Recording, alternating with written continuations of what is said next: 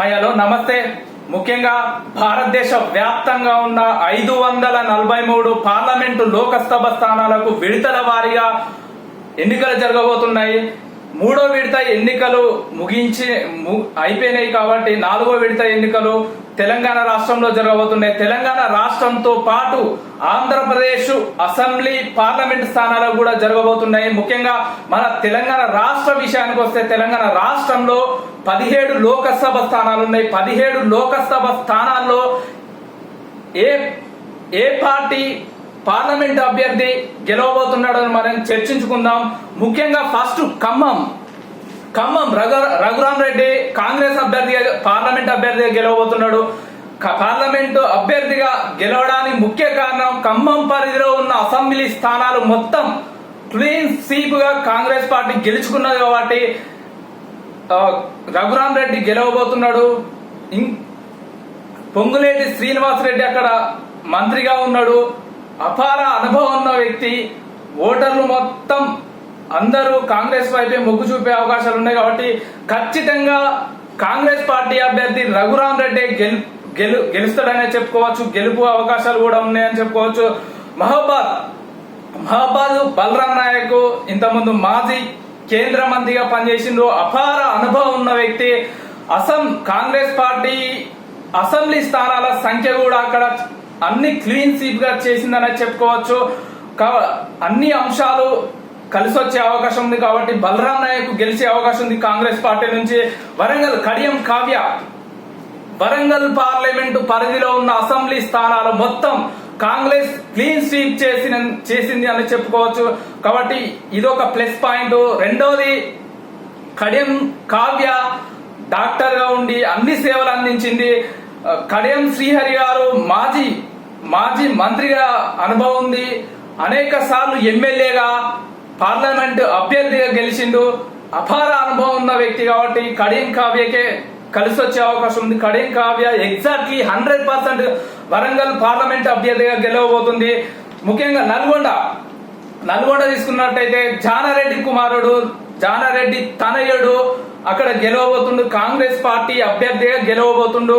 Nalgonda parliament పరిధిలో ఉండే assembly స్థానాలు మొత్తం కాంగ్రెస్ క్లీన్ స్వీప్ చేసిందనే చెప్పుకోవచ్చు.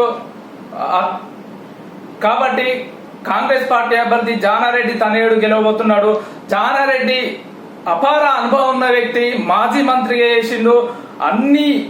అపార అనుభవం ఉన్న వ్యక్తి కాబట్టి జానారెడ్డి తనయుడికి గెలుపు అవకాశాలు ఉన్నాయని చెప్పుకోవచ్చు. భువనగిరి చామల కిరణ్ రెడ్డి రేవంత్ రెడ్డికి ఇప్పుడు ఉన్న ముఖ్యమంత్రి రేవంత్ రెడ్డికి చాలా దగ్గర సన్నిహితం ఉన్నది. ప్లస్ డబ్బు పరంగా ఆర్థిక పరంగా అన్నిటి పరంగా కలిసి వచ్చే అవకాశం ఉంది. అక్కడ అసెంబ్లీ స్థానాలు కాంగ్రెస్ గెలుచుకున్నది కాబట్టి చామల కిరణ్ రెడ్డి గెలవబోతున్నాడు. పెద్దపల్లి వివేక్ వెంకటస్వామి కుమారుడు కాంగ్రెస్ పార్టీ తరపు నుంచి గెలవబోతున్నాడు. అక్కడ ఆ పెద్దపల్లి పార్లమెంటు పరిధిలో ఉన్న అసెంబ్లీ స్థానాలు కాంగ్రెస్ కైవసం చేసుకున్నది కాబట్టి వివేక్ వెంకటస్వామి కుమారుడే గెలవబోతున్నాడు అని చెప్పుకోవచ్చు. మహబూబ్ నగర్ వంశీ రెడ్డి చాలా అపార అనుభవం ఉన్న వ్యక్తి. మహబూబ్ నగర్ లో పార్లమెంటు పరిధిలో ఉన్న అసెంబ్లీ స్థానాలు మొత్తం కాంగ్రెస్ కైవసం చేసుకున్నది కాబట్టి వంశీ రెడ్డికి గెలుపు అవకాశాలు ఉన్నాయని చెప్పుకోవచ్చు. నాగర్ కర్నూలు మల్లు రవి సీనియర్ నేత.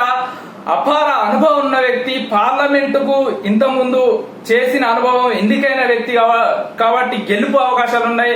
ముఖ్యంగా మెయిన్ పాయింట్ మల్లు భట్టి విక్రమార్క ఆర్థిక శాఖ మంత్రి ఉప ముఖ్యమంత్రిగా ఉన్నాడు కాబట్టి మల్లు రవికే కాంగ్రెస్ పార్టీ నుంచి గెలుపు అవకాశాలు ఉన్నాయని చెప్పుకోవచ్చు. ఆదిలాబాద్